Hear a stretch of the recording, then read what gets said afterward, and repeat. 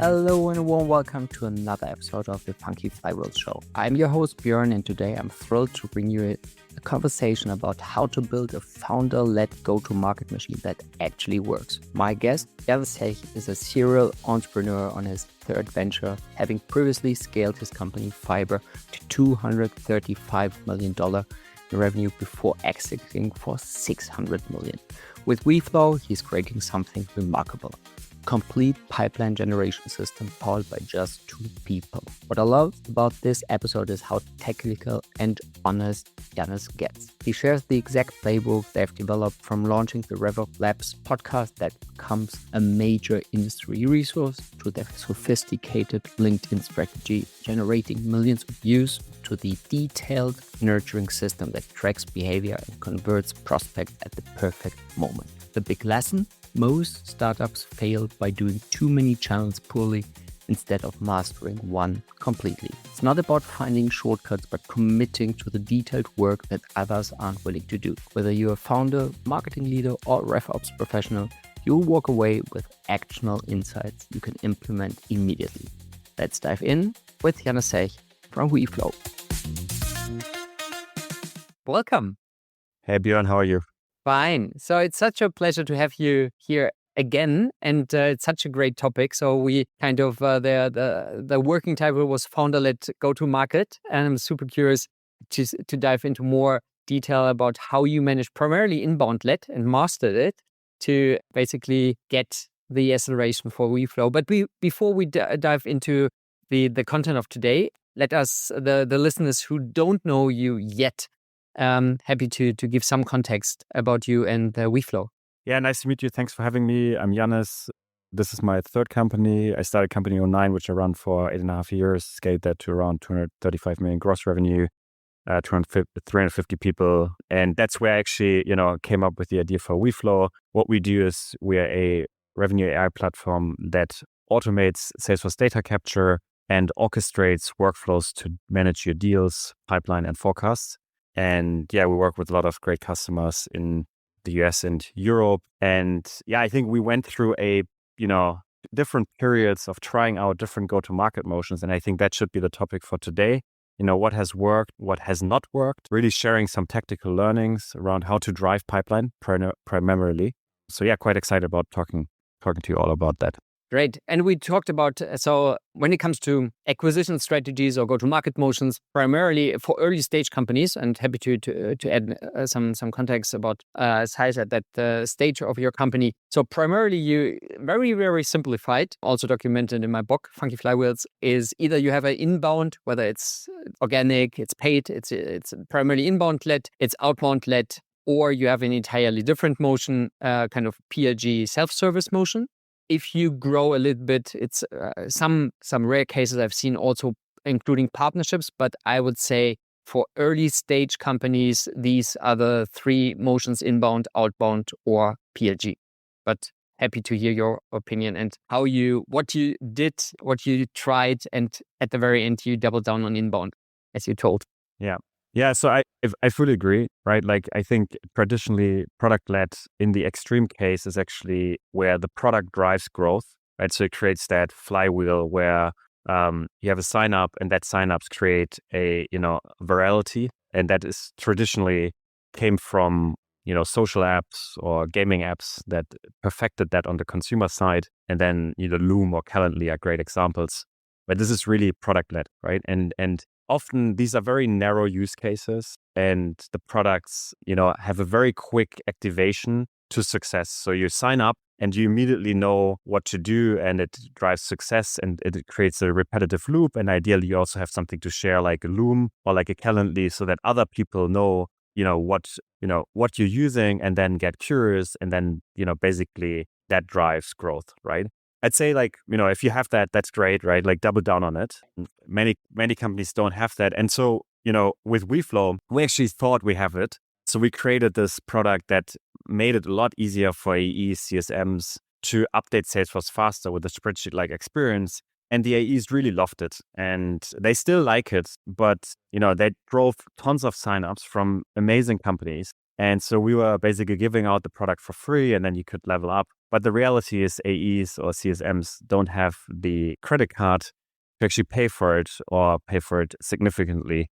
And probably also the product wasn't deep enough in terms of solving a deep enough problem, right? So today we're actually a gone competitor at 50% the price. We record your calls, analyze the calls, and update the CRM from them. We capture emails, meetings, and contacts. We, provide pipeline management and forecast management. So we go a lot deeper. And so, because the product changed and we basically found our category, which is a real category, a must-have category if you're in go-to-market B2B, right? Like we realized, okay, actually the product doesn't support a product-led use case anymore because it's not complicated to set up, but it needs a bit of work to set up, right? 1 to 2 hours at least. And then there's no, like, if you think about calendar, there's no viral loop, there's no, right, like kind of sharing you're doing, and also the activation is differently. So we basically changed from product-led to sales-led, which means you can book a demo, right? And we always start the conversation with a demo. And then the question is, okay, how do you get as many meetings from relevant audiences to basically there, right? And so that's basically the big shift we did, some time ago. And then the question is like, how do you drive pipeline, right? So let me maybe stop there and then we can go into inbound versus outbound, partner-led, right? But like maybe just to set the scene, yeah? Yep. Super valuable. And so I guess that was a tremendous shift because what I've seen is it's a different product. It's a different customer journey. Probably it's even kind of to stretching it to the extreme. It's a different company because when I see kind of sales-led versus product-led companies, it's product-led super heavy on product and marketing or community building, whereas sales-led is an entirely different game. So now at the very end, you came up with inbound-led as the primary motion. So I'm curious about how did you come to this decision to go from product-led, understandable in terms of product, but why did you go for outbound-led in the first place? You mean inbound-led, right? Or so you said outbound. So you turned it to outbound, and then at the very end you doubled down on inbound, correct? Or yeah. So I mean, we started out with like product-led, and then we tried a lot of things, right? Like I think early stage you always try a lot of things, and you experiment, and you actually don't really know. And so I think the product-led, like we basically what we did is we changed to instead of you can sign up on the website. And what we then actually did is like we called it product-led sales because we still wanted to talk to folks. So it was a bit of a different motion than pure product-led. It was clear that it wasn't like a pure virality product-led. But anyways, we changed that to book a demo and get a free trial, right? So we still do free trials. Okay. Believe us in that. But obviously with that shift, the main goal was like, okay, how do you get as many meetings as possible? And so how do you drive pipeline, right? And I think that's where I think every company starts always, right? Like, and so then the question is, how do you position yourself? How do you message? Who is your primary and secondary persona? And I think these are relevant for no matter what company you run, they are always relevant in B2B, right? Whether you do partner-led, sales-led, or product-led, those things are relevant because what they do is they basically frame your target market. And then obviously at some point you add the ICP, right, as well. But I think in the beginning, you often don't know what your ICP is, right? Like you need to find that out by, acquiring customers and then finding out who sees the most success. And, basically what we then did is we tried out a lot of ways how to book meetings, like everybody, right? Like I think, and so that was the primary KPI. Okay, how can we book more meetings every month, every week, every month, every quarter? Let me stop here, and then we can go into how we did that. Yeah. Okay, but just adding further context. So when you turned from a PLG self-service product to more so you changed the product. So at what kind of ACV range were we talking about? Yeah. So ACV range is between anything between 5 to 100K. All right. So, okay. Interesting. So, because when you were saying, okay, so I think this is very applicable for a lot of founders because what I see, and that's why maybe to add is in that stage, I would say when you shifted or pivoted from product-led and then also the product, in that initial phase, you do everything which doesn't need to scale in the beginning, but you kind of build up traction, and you, like you're saying, you're testing a lot. If at some point it comes in, I'm very curious to hear your opinion. So if you stay in this kind of ACV range 5 to 10-ish, I think at some point you really have to make the decision to double down on inbound let, because just looking at unit economics and common rules and some wisdom of the scene, I wouldn't recommend, or I haven't seen it as a pure primary motion that you run outbound prospecting with less than 10K. That's why I was asking. So I think it's important to mention that there are different phases. So from really building up product market fit and some initial traction, very simplified, I would say, do whatever it takes and test as much as possible and try to collect feedback fast as possible. And then at some point, double down on what is working, but also bear in mind kind of the type of product, ACV, and the phase of the company. Yeah, I mean, I think I agree, right? Like, I think where that's like 10, you don't 15, have to, 20K, right? Like, no, I mean, I think that typically if you look at the unit economics to make it work at scale, it's very hard to do outbound below 10K. But I also think that outbound has changed a lot, right? So we see this right now with the transition towards AI. You can, and even before with automations on the sales engagement side, you could suddenly scale up the amount of emails, phone calls, and messages you send enormously, right? And so I think that, in itself, every channel still works. We talk with a lot of sales leaders and go-to-market leaders and RevOps people every week, right? And so it's not that like outbound doesn't work anymore. Don't believe this shit on LinkedIn, right? Like it's basically clickbait, right? Like it all works, but the reality is, as a startup, every channel you do really poorly. Right, like you actually, and I think that one trap is to do many things because nothing is working repeatedly, but nothing works because you do it all poorly, right? So I think, and this is a bit the journey I want to share here is like, so what did we do to build an inbound engine, right? And I just go through this and then I think you can decide on whether that's actually good or not, right? But like I think it worked for you. Right, like so we tried SEO, right? Like again, I am not a big SEO expert. We don't do it anymore. We tried it. We scaled up to, I think, from 0 to 25,000 clicks a month within 4, 5, 6 months. So quite aggressively, and what it drove like good amount of traffic, I'd say, and we could have scaled this probably to 50 to 100K clicks, but we couldn't convert the users into demos.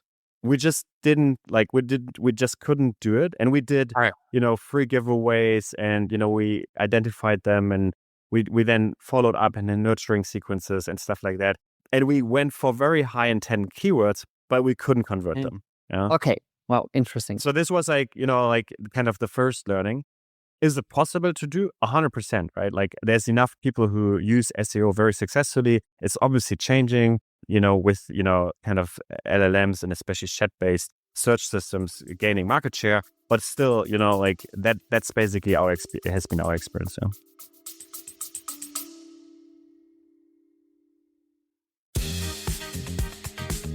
Hi there, just a brief break to share something exciting. My best-selling book, Funky Flywheels, is now available in both English and German. If you are building a B2B startup and want to scale smarter, this one is for you. I filled it with real-world insights from working with over 150 startups, alongside practical strategies to refine your go-to-market motion, enhance your sales efficiency, and accelerate growth. Grab your copy exclusively on Amazon. Links are in the show notes. And now back to your favorite episode.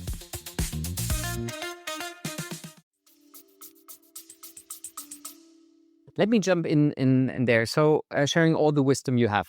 So looking back, so what are the assumptions or hypotheses you have that, bearing in mind that you had built up decent traffic with kind of high intent keywords, you still didn't manage to convert them properly with demo? And you just mentioned you did kind of probably on-page conversion, you did nurturing, you did a lot of things. At the bottom line, you didn't manage to convert this fair amount of traffic into demos. What is your kind of what are the assumptions why it didn't work? Yeah.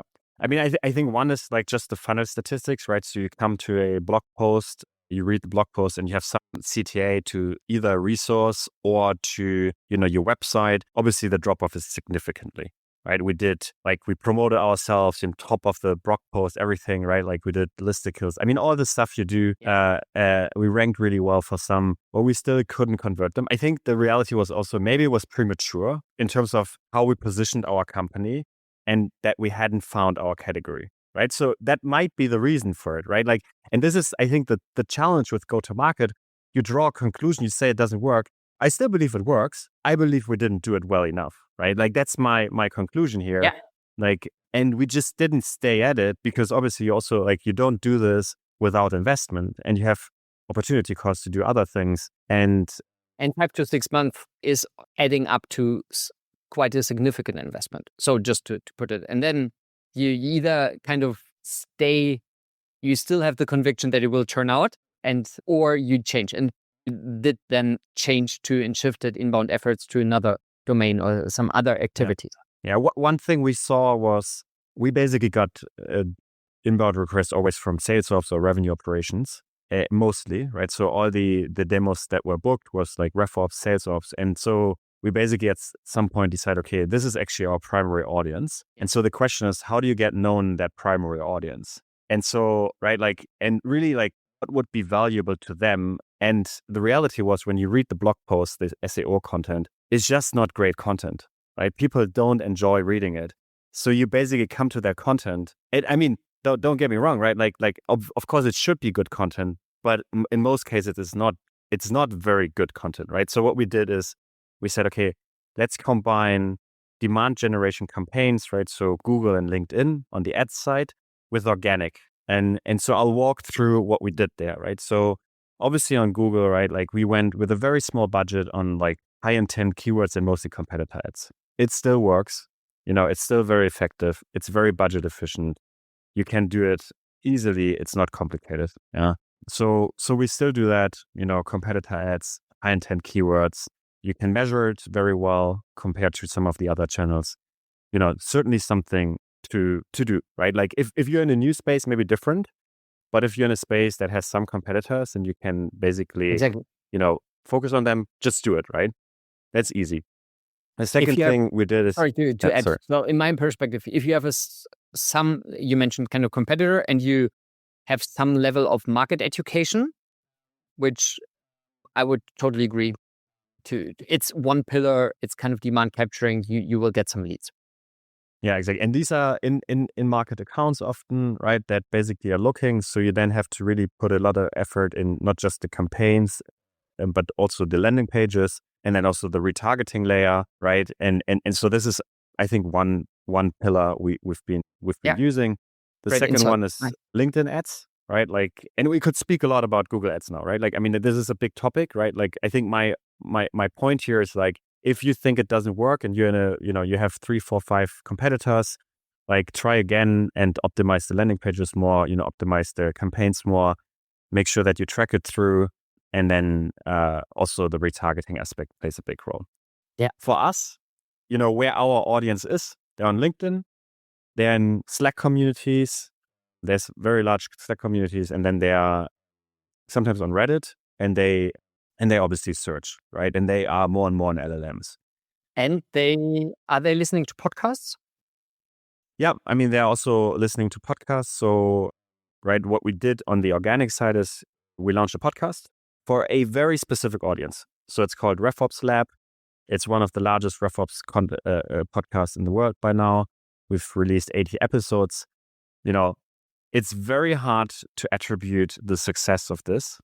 Very, very hard. But the initial reason we did it was we just wanted to get to know the most influential people in the space and actually have them talk to us, right? Become part of the community.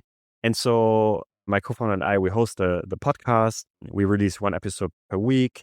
We call it RevOpsLab. It's very easy to find. It's really, we talk about topics that have sometimes to do something with our product, but often not. And these are really the topics that people care about. And it's very tactical. It's like 25 to 35 minutes. It's always one topic. And we go very deep on that topic. And we have the best people in the world. that we host. It's in English, and it grows very slow. And we've been doing this for 15 months, and we're still not sure how much it drives, right? So just to put that out there, right?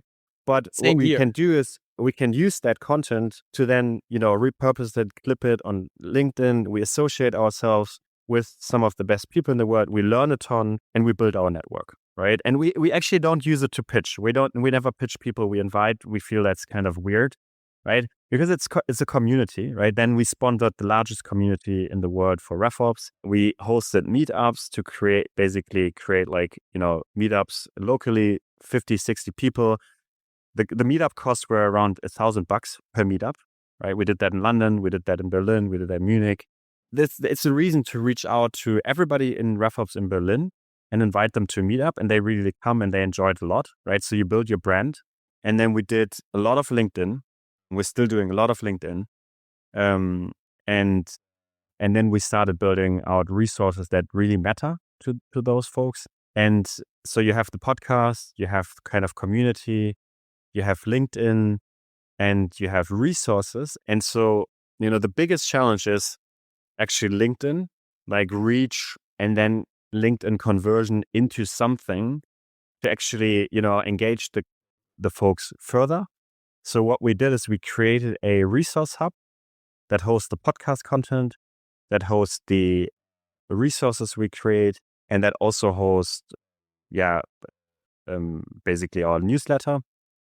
And we drive LinkedIn towards that resource hub. Yeah. And for a very long time, we didn't gate the resource hub. So you could basically get access to all our resources. And just to give you a number, right? Like, I think our biggest resource had 600K views on LinkedIn, 3,000K comments from very relevant audience, right? Wow. And and we drive millions of views on LinkedIn. So, and this is very hard to do, actually, right? Like, this is very, very hard to do, especially right now, the algorithm changed. So again, we did that for a long time.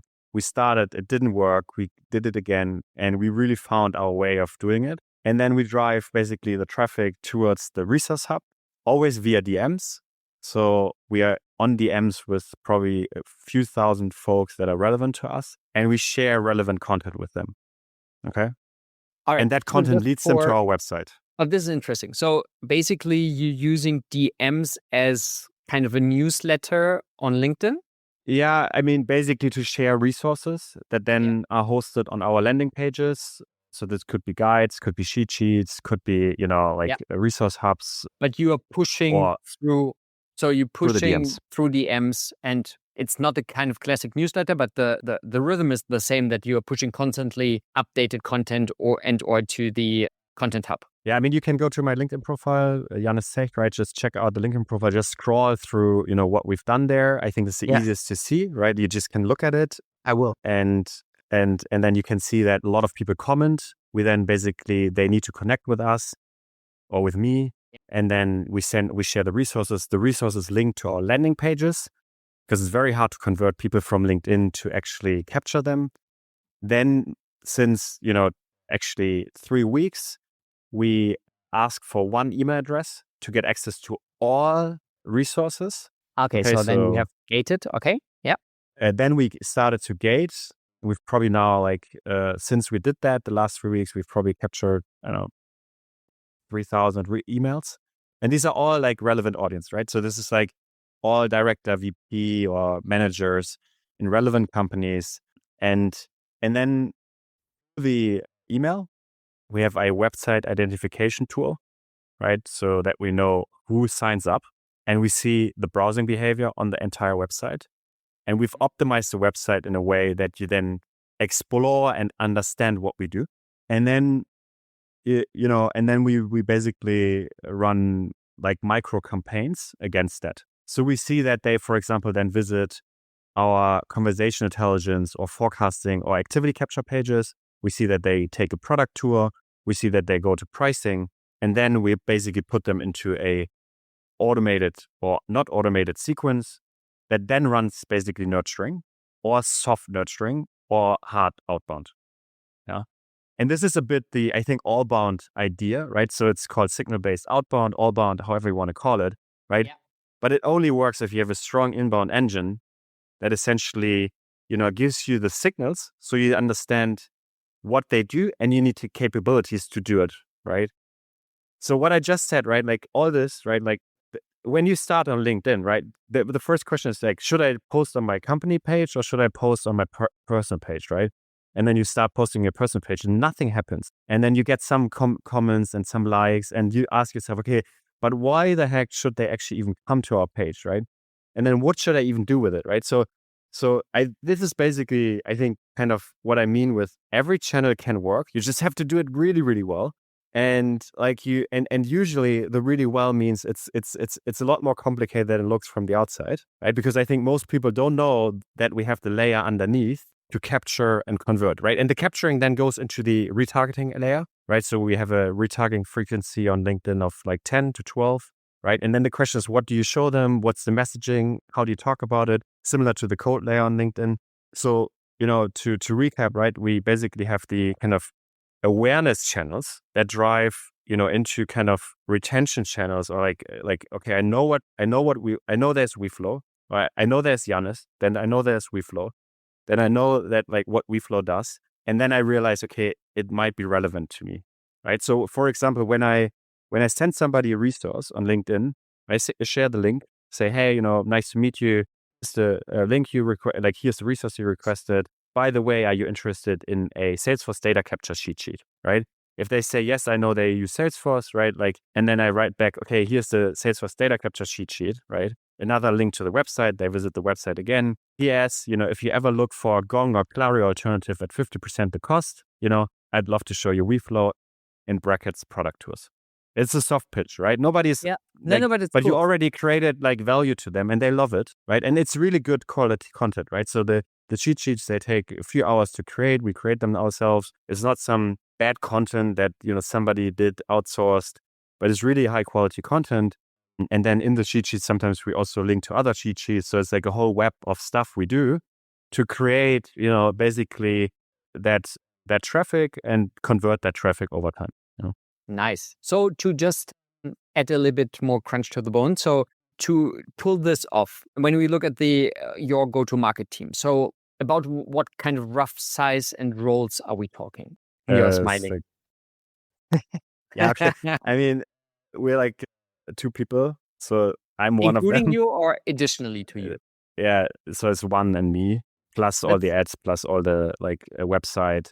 So I mean, it is some work, but over time you also get used to it, right? Like, and then a bunch of tools we use, obviously, to do this, right? Like, there's a lot of good tooling out there. I think we're probably heavy on the tool side, and I mean, it takes also some time to build this. I think you can build this a lot faster than if you have maybe 1 or 2 more people. But I think it's more actually. I think most people struggle with actually, what should I write? What content resonates? What is my core audience? Who am I writing for? Right? And so for us, right, we could like write for sales leadership, or we could write for RevOps. The way you write for those is very different. The type of content you create is very different. So this is a strategic decision you need to make. And it doesn't feel strategic, but it is very strategic, because those, you basically have to think about, like, if there's a conference, who goes there and what do they talk about? Or, if there's a Slack community, what kind of people are in the Slack community and how do they separate? And then, right, like, it's not always as clear who is your primary persona. And so even for us, right, it's not like we rediscuss this all the time.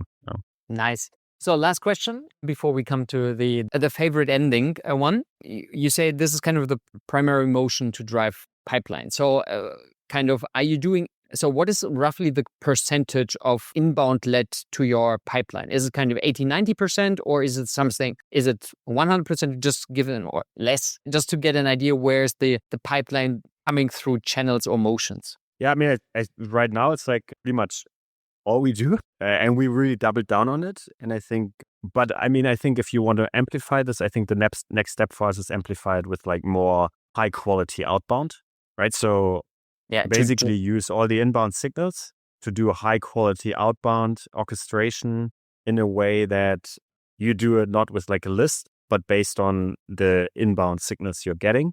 And then for us, partnerships, we already started that as well. So it's driving probably like 5% of pipeline. Right. But I mean, I think both channels, right? Like in my mind, inbound and outbound are very much connected. You have the outbound enterprise motion that is probably a bit different than you have the partnership motion. And yeah, I think in terms of outbound, what I'm hearing from, the kind of go-to-market leaders I'm speaking to is like, billing has a renaissance because it's not AI-able. So people mute emails a lot these days. It's a significant Because the volume drop. is just crazy high. So the way you set meetings from that. But again, right, like think about what I just said, right? If you know who is on your website, if you know who's in your product, if you know what they talk about, what they look at, and you send them a relevant message, that changes everything, right? Because what you want to undo is like, where are they in the consideration stage? And you can very clearly see if you build your website the right way, whether people in market or not. Yeah. And then you can obviously do outbound against that. And then you go also multi-threaded. So you don't do outbound with that specific person, but you go then on an account basis, right? And so there's a lot of things then, that can be done there. And then the outbound question is always like, what channels do work? And I think for us, I mean, LinkedIn definitely seems to work, but it's not easy to do if you don't have the playbook we do. So it's very hard to do if you don't have it, because sales nav in sales navigation messages are different to personal messages, right? So if you send an in-mail, it's basically like an email. It says, I'm selling something. Right? Exactly. So it doesn't work. So you need the personal message, and people don't accept you if you're a seller on the personal inbox. So like it's hard to do, I'd say, at scale. And then the calling side is probably the one that becomes very interesting and is driving a lot of success. But you need that muscle, and you need to do it really well. It's not easy to do it really well. So that's, I think, where we will invest next, together with partnerships, which is obviously super interesting for the Salesforce ecosystem. Yeah. Nice. It was truly insightful and inspiring. And I think if I have to distill all the wisdom, what I once again learned is it takes time and dedication to do something right. Whatever it takes, there is no shortcut. It's kind of slice by slice of mastery. And this is another great example. So thanks for sharing it in such a level of detail. That's why I love talking to, in particular serial entrepreneurs, because you've learned a lot. You've pivoted again. So I'm super, super pleased with this episode. So I'm very optimistic that the hearers will also love it. So last question, and you know the drill. You can answer it professionally or personally. What are you learning? What you do not master yet fully? I mean, to be honest, this whole playbook I just mentioned, right? Like, I haven't done that before. And it's, what you obviously, similar to, if you're successful in founding a company, everybody thinks it's super easy and it's great and it's a lot of fun. But the reality is it's just fucking hard work and it's a grind. And right, so what I just shared, I think it's something where you have to go really deep. And in my mind, right, like building in a product that solves a big problem and is a must-have category in software is super hard. Building a go-to-market engine that is repeatable and driving predictable outcomes is super hard as well, right? So you have to devote your time there. You have to find people who are excellent in what they do. And you really need to go into the details and question everything you're doing. And sometimes it's fussy what is working. So, right, like it's not clear what exactly is working the best, but it seems that combination of what we're doing is working better and better. And I think that's what you want to see. But it's been sometimes really hard to stay at it. And so, I think at sometimes it's also good to talk to some outsiders, right? Like get a different perspective, talk to people to see like, okay, am I doing this correctly? So, not just learn internally, but also like, learn externally and try to get folks that they can help you, go learn faster. Yeah. So this certainly for me was a big learning, I'd say. Yeah. Great. So once again, thanks a lot for taking your time. Always a pleasure meeting you virtually and personally, Janis. So have a wonderful day, and I'm pretty optimistic we will talk soon either way. Awesome. Thank you so much for having me. Thank you. Bye-bye. Thank you very much for tuning in. Each week, I have the pleasure of engaging with exceptional founders, industry experts, and investors to discuss the ups and downs of early stage growth. I primarily focus on B2B and Gen AI startups progressing from 1 million to 10 million ARR. We share valuable lessons and best practices for scaling quickly and efficiently. If you enjoyed this episode, I'd love to hear your thoughts. Feel free to give me a feedback on LinkedIn or give it a thumbs up. I can't wait to see you in the next one.